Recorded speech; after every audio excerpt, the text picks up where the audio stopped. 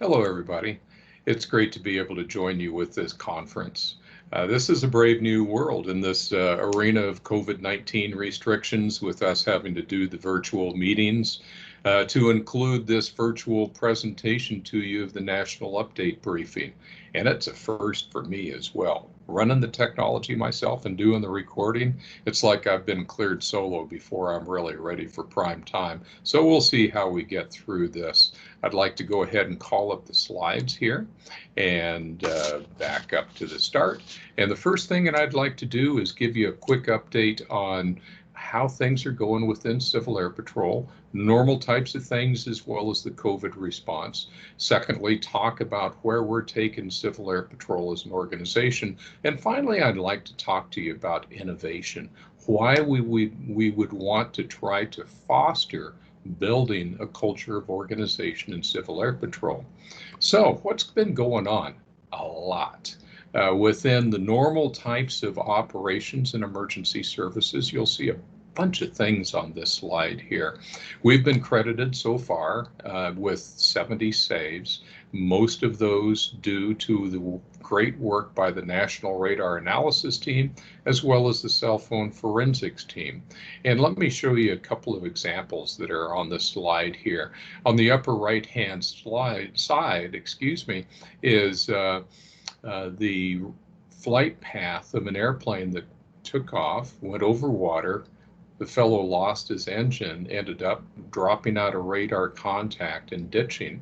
The radar analysis team was able to take all the available data from the air traffic control, the emergency locator beacon, even able to account for drift for the fellow drifting in the water and provide accurate information to the Coast Guard so they could go out and find the fellow and rescue him, all within a matter of minutes. On the bottom right-hand side, you'll see a depiction from the cell phone forensics team in a mission that they did on the 2nd of May. And it was an older couple who left Carson City driving westbound. They didn't show up at their destination. And the sheriff's department, the searchers could not find them, asked for our folks' help, and cell phone forensics was able to neck it down to exactly where they were with an idea for which road the couple may have turned off on, and the couple were found and they were saved. Other things that you see on this slide is the new types of missions that are emerging. You probably heard me talk about how we're building out cyber as a mission capability. First with the cadets, I'll talk about that a little bit later, but also with the adult volunteers as well, to where ultimately we will have a mission capability under the umbrella of operations and emergency services to where we can offer cyber defense education as well as cyber defense assistance in the wake of cyber mishaps. Also, we're building GIS, geospatial information systems, as an analytical capability in response to the needs of FEMA, one of our major customers. The use of small UASs, as you see on the picture there on the slide, and you can see who the rock stars are, our cadets.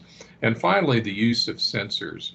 We are able to field an additional Cessna 206 with the full Predator pod on it for the green flag missions. That's rolling off the factory floor here shortly, but also the use of what's called the Waldo air sensors. And the picture that you see there on the bottom part of the slide is from a volunteer fire department that was hit by a tornado and damaged. Now, this capability that we're developing with the sensors, we're able to get three-dimensional, 360 degrees rotating so that the analysts and the decision makers can get a great feel for the damage. Plus, for the first time here recently, we have been able to apply artificial intelligence to the analytics of this imaging so that we can provide better quality data to the decision makers so that they can get resources where they need more quickly. Now let's go ahead and talk about the COVID-19 response. And you can see that this was as of Thursday, the 14th of May. And this shows the response since we started with the measles chart of the United States. And you can see that some wings are doing multiple missions. Missions are pending in others. A total of 54 active missions and 5 more that are on deck. And as of the 14th of May, we went over 10,000 volunteer days, which is a phenomenal level of effort, and it's going up every day. My belief is that the level of effort that is being put into the COVID-19 response is greater than Deepwater Horizon. This will turn out to be the largest mission that we have performed since World War II.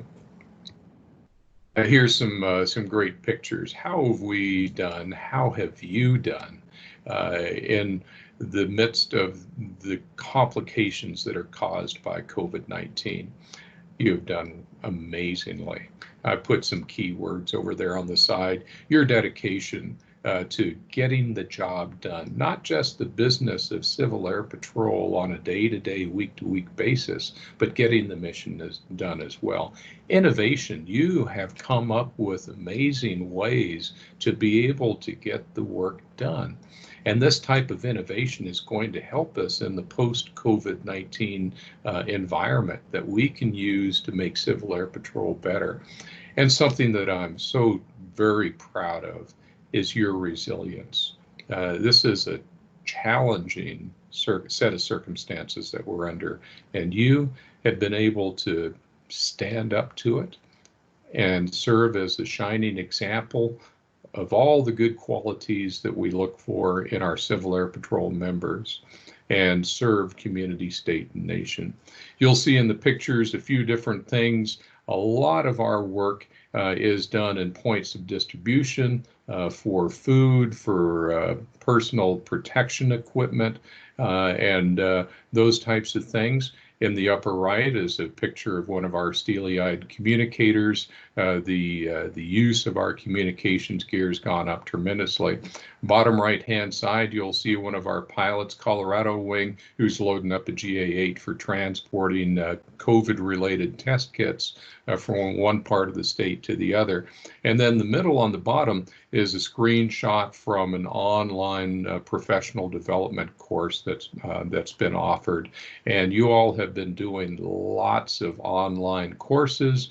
You've been doing your unit meetings online. I've had the honor of dropping in and visiting with a lot of those unit meetings, and it's just amazing what you're doing. So COVID response, you're hitting it out of the park. Aerospace education, speaking of hitting it out of the park, this is where we make such a fundamental difference, not only to our cadets, not only to our senior members, but something I'm especially proud of is the impact that we have in our communities with the aerospace education materials that we have, as well as the STEM kits. And you can see the Aerospace Connections and Education, that's K through 6.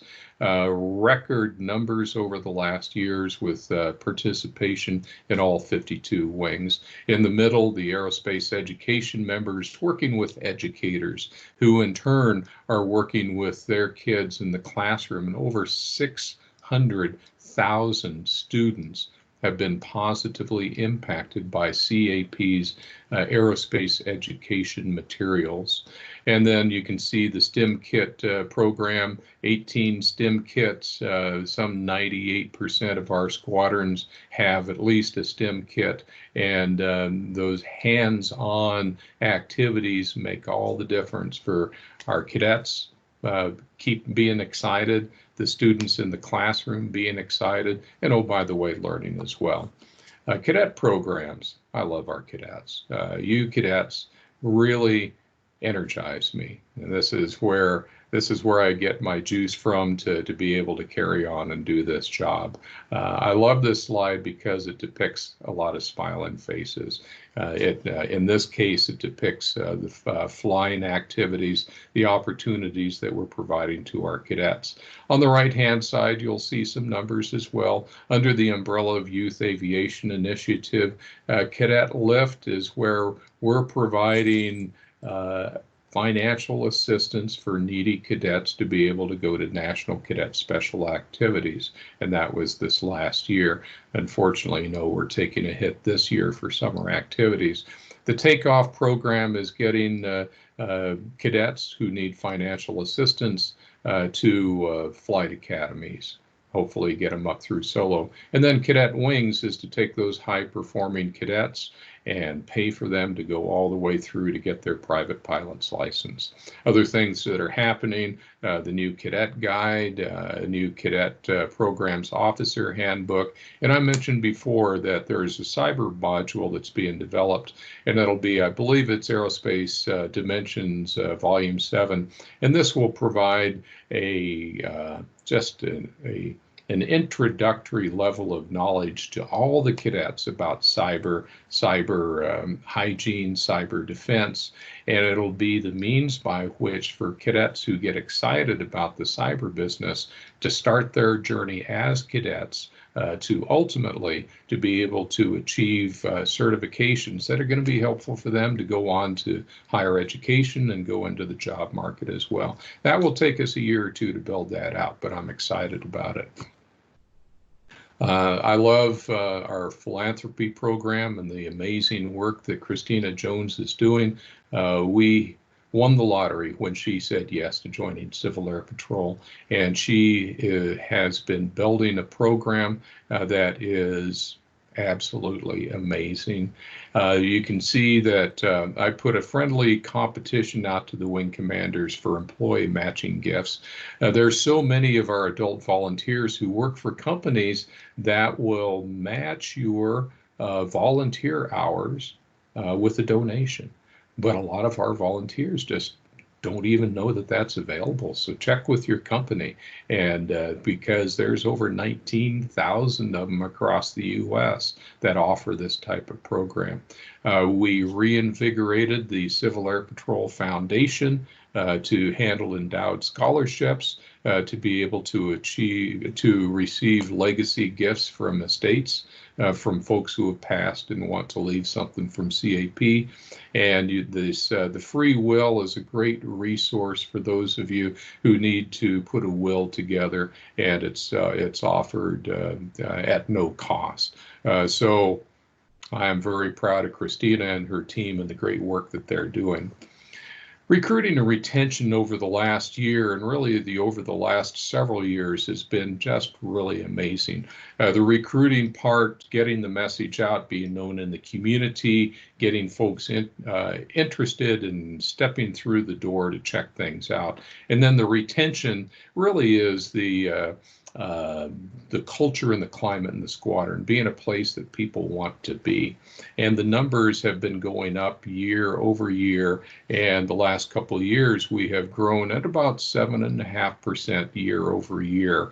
And I'll circle back to that and why the numbers are a little bit different in a moment. But first, I wanted to point out to you that second block on diversity, to where we have seen a wonderful increase in the population of our ladies, as well as with our minorities as well. And that is something that's very, very important to me. I hope it's important to you to look for the opportunity for Civil Air Patrol to be available to all sorts of folks. And for us to be the type of organization that is inviting, inclusive, that people want to be a part of. I love the picture there with the cadet colonel who's working with the young cadet for a promotion, and Yeah, it just reminds me of mentorship and the power of mentorship. That is a key part of the retention. Now, I've got the little note at the bottom. What about COVID-19? Obviously, it's impacted our ability to bring new people on board.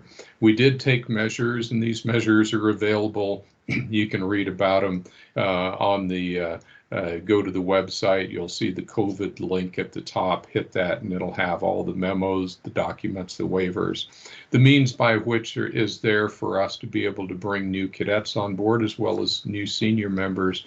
But obviously, that pipeline is affected. So the numbers are going to be down a little bit.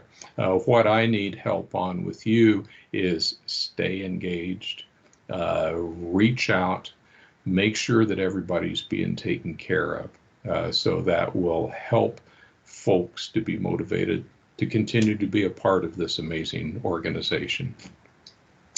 Let's go ahead and talk a little bit about where we're going as an organization. And some of you have seen this material before. I started with 2 top-level imperatives: excellence and professionalism. The Air Force expects that of us. Our customers expect that from us, all the way up from federal agencies right on down to the moms and dads of our cadets as well. Those imperatives led to the credo that you see here, and you probably have heard: one Civil Air Patrol excelling in service to our nation and our members. The key words are one team, whether it's staff volunteer, whether it's national headquarters in the field, whether it's the wings, whether it's the region, you name it. We are all in this together, all on one team. Excelling, excellence, that's the level of performance that's expected of us. Service, we are all about service to community, state, and nation. And to our nation represents our external customers, ranging again from the Air Force to the moms and dads of our cadets and our members. It's important that we take care of each other, that we take care of our people and help them to learn what they need, have the growth opportunities, and have the opportunity to be successful and to achieve their full potential. On the right hand of the slide, you can see how the initiatives are broken into 6 parallel lines of effort. For time's sake, I won't get into them, but it parlays itself into a number of initiatives that we have been pursuing over these last 2.5+ years, to where ultimately, when you add it all up, we are positioning Civil Air Patrol for success in the future. For this year, 2020, these are the areas of emphasis that we have. Our actions, our goals are all codified in the strategic plan. And then for each year, there is an action plan on how we're going to pursue those top-level strategic goals that have been set by the Board of Governors. So the bottom line is execute to the plan.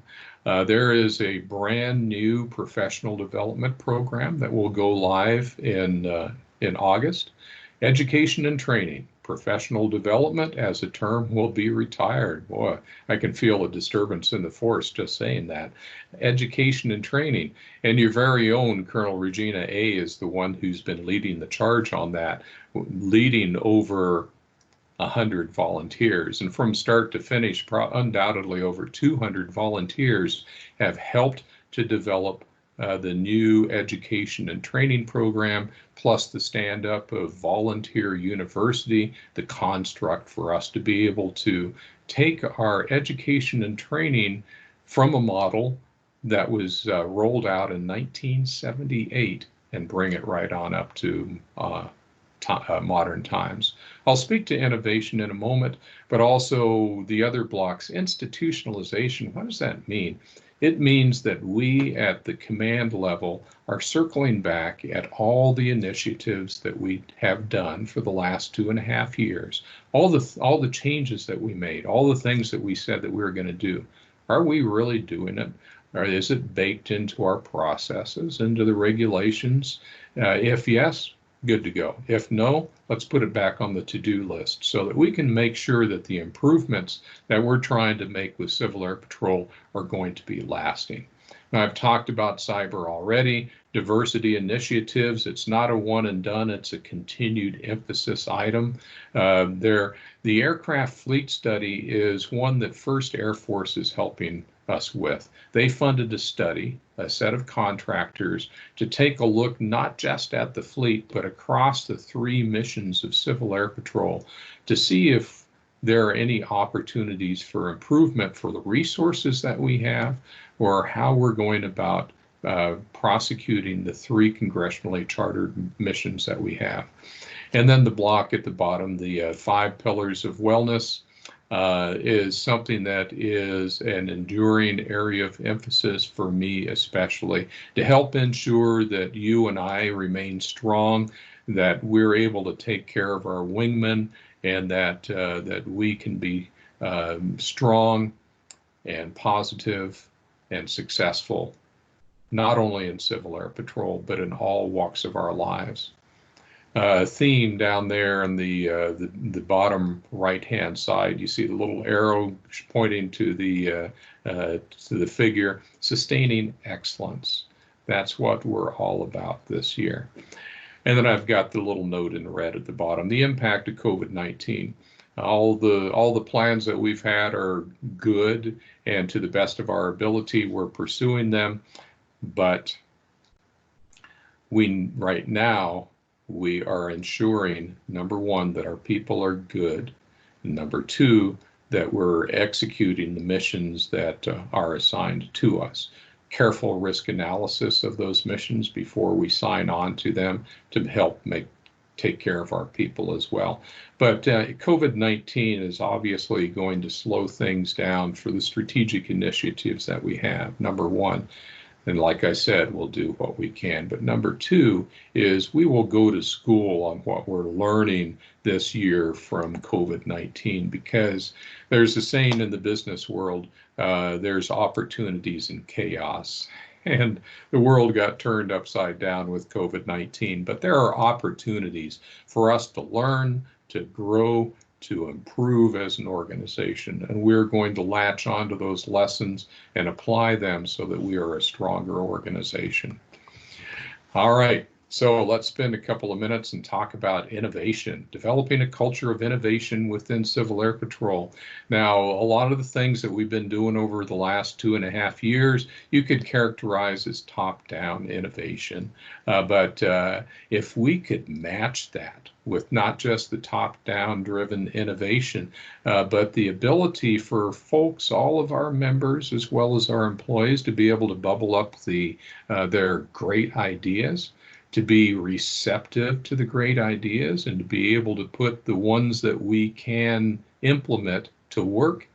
What a powerful, successful organization that would be. So the why in the world would we want to stress building a culture of innovation? It's because innovation is the engine that can drive us to excellence, and not only just get there, but to sustain us there, to keep us there at an amazingly high level of excellence, to where we continue to be at the leading edge of how we do and how well we do anything, and that we are relevant in the capabilities that we provide to our members as well as to our customers. You see the quote at the bottom. I'm not going to read it, but the stumbling block in organizations is people set up bureaucracy, and they're resistant to change and other people's ideas, and hey, we've always done it this way, and trying to break through that to develop the culture of innovation. And so how do we do that? We need to have an organization that's conducive to innovative thought.